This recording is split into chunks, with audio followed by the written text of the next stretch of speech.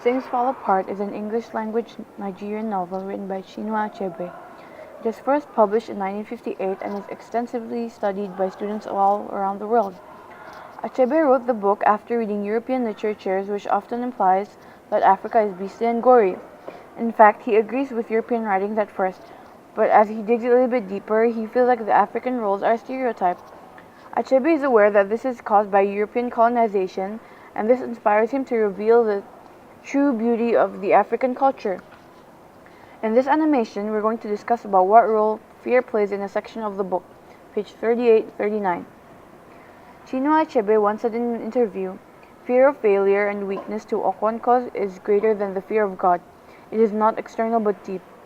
This was implied to the protagonist, Okonkwo's personality, seeing as he is of great strength along with whose leadership is to be taken note of, but it comes along with his strong abrasive side who has a negative impulsiveness. He balls up a lot of feelings, but the only one that pours out is his anger. Okonkwo's decisions are all driven by fear, which led to his fall intertwined by his stubbornness. His irrational actions were the reason he wasn't supported by his clansmen. Page 38 and 39 tells about a time in the New Year festival. Everyone was expecting it. They shaved their kids' hair in beautiful patterns, others talking about relations from other villages who are invited. During this time, no one is allowed to work on their barns. There's a big consequence if this tradition is broken. Meanwhile, Okonkwo, who's not used to staying away from his barn, is feeling a little uncomfortable. He doesn't want to get weaker just because of a tradition that he has to follow, and this frustrates him very deeply. Therefore, he's trying to channel his energy onto something else. First, he tries to pick up a fight with his second wife, Ekwefi. Okonkwo asks who killed the banana tree when it's pretty much alive. No one answered him, giving more reasons for him to get even more furious. Ekwefi then explains to him that she needs a few leaves to wrap some food. However, Okonkwo is not done. He gave her a sound of beating and left her and her only daughter weeping, as quoted from the book. Now, his level of being feared is satisfied. He then decides to do something else. He took his old and rusty gun to go hunting.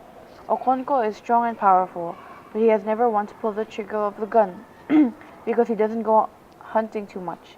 Ekwefi, probably out of anger, states out the fact, and unfortunately, Okonkwo hears it. He runs wildly towards Ekwefi, trying to shoot her. He pulled the trigger, but it doesn't harm anyone. Thankfully, this horrifying incident doesn't really make an impact on the joy of the festival, especially because the wrestling game is coming the day after. Families rejoin and enjoy their time together. The wrestling game also brings good memories to Okonkwo as well as Ekwefi. Okonkwo conquered the cat a while back. Okonkwo's name is greatly feared since then, and he swept women off their feet, including Ekwefi's. Wrestling doesn't bring anything but good memories to Okonkwo's family. There are some literary devices that Chinua Achebe used in this section of the story to support his ideas and the emotions that he wants to convey to his readers. He had a rusty old gun made by a clever blacksmith.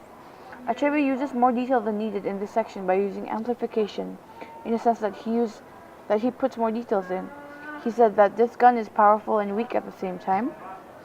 It's made by a clever blacksmith, which means that he's keen on what he's doing, but the gun is already old and rusty. Achebe creates a connection between Okonkwo and his gun.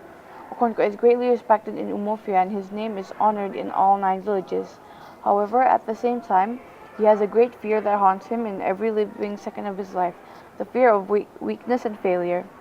This fear helps him to gain power, but also puts him on a vulnerable state as well. He pressed the trigger and there was a loud report accompanied by the wail of his wife and children. Chinua describes the horror of this incident by using imagery of the wails of his wife and children because it isn't actually there, but this evokes a somewhat visual experience for us readers, or in this case wails, which are prolonged cries. Therefore, it is more of an atmosphere of sound feel which makes us feel like we're there and shows the pain of pressing the trigger, the big mistake. Cacophony was also used to convey the disturbing atmosphere by stating the trigger was accompanied by the wails of his wives and children. This is used to support the big idea of fear factor in the text. He heaved a heavy sigh. The alliteration in this line works as a sound effect to give more impact instead of using an onomatopoeia. This line appears after Okonkwo tries to shoot his second wife, Ekwefi. The "huh" sound could be implied as a sigh, but based on this context, instead of a sigh, that represents exhaustion. It's more similar to wild, scary breathing of a hungry lion ready to attack its prey. It could also be implied as the frustration of Okonkwo trying to hold his unreasonable anger.